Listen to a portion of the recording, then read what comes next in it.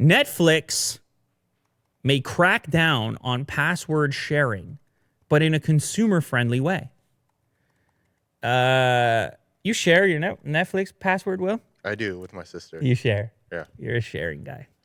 And it's great because we have like separate accounts within that account, like profiles, I guess. Right.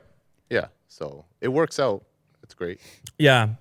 There is a limit to how many can stream at the same time, but Right. there's actually no limit to how many devices can be logged in. And that's where some of the shareholders are wondering if Netflix should do something different, because they're sitting there thinking, we're leaving money on the table here.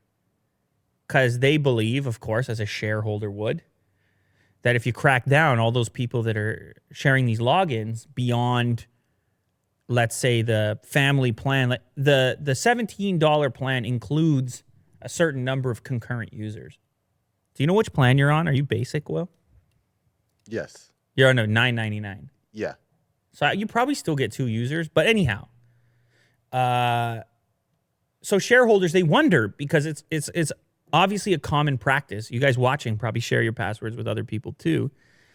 And it's not really the way that their different pricing platforms were intended. It's not the idea that you're going to give your password out to a dozen people and everyone chooses to watch their stuff at a different hour so you're not overlapping.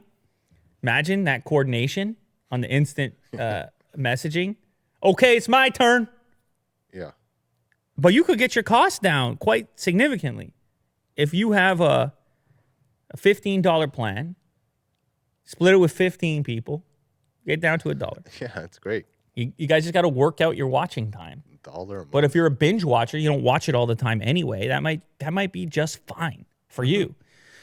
So anyhow, during a recent interview, Netflix's third quarter earnings,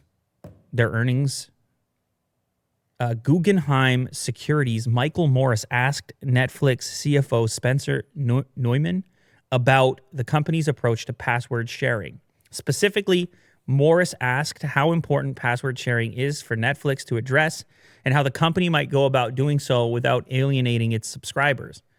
The answer: we continue to monitor it. We're looking at the situation, and we'll look for those consumer-friendly ways to push on the edges of that. Now, that doesn't sound like very much. It sounds like he didn't say anything. But that's how the corporate stuff works, Will. Right? Sometimes I got to let you know how the corporate stuff works. And sometimes you got to let me know, because you had a catchphrase on a recent episode of this. Uh-huh. Do you remember what it was?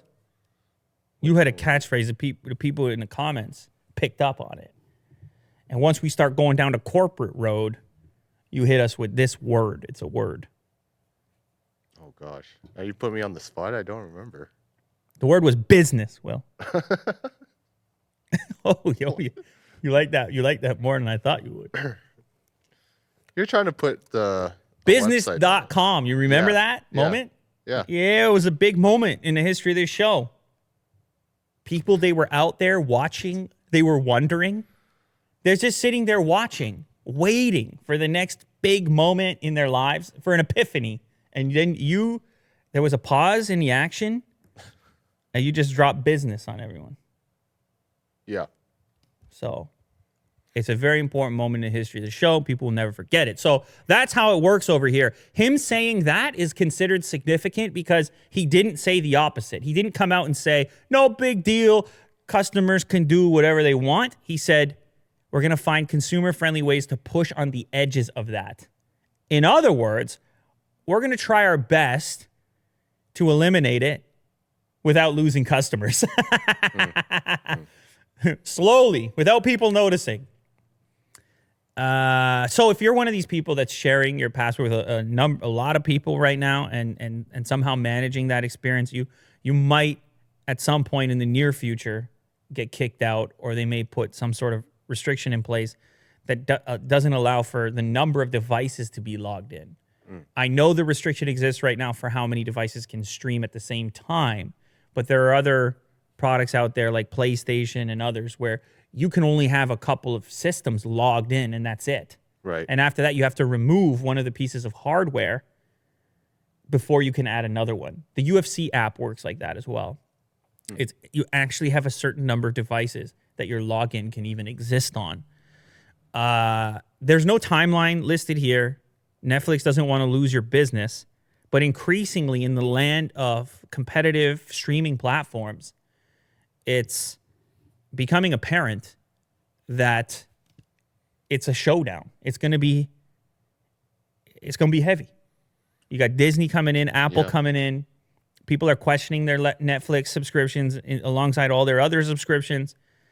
And the shareholders want more from Netflix. They're saying do more because we're worried too about all these new streaming platforms. And we're holding on to all these shares. So it's a pressure chamber. It's bubbling. Yeah. And the price is always going to increase. Pressure cooker. Instant Pot? Business. It's great.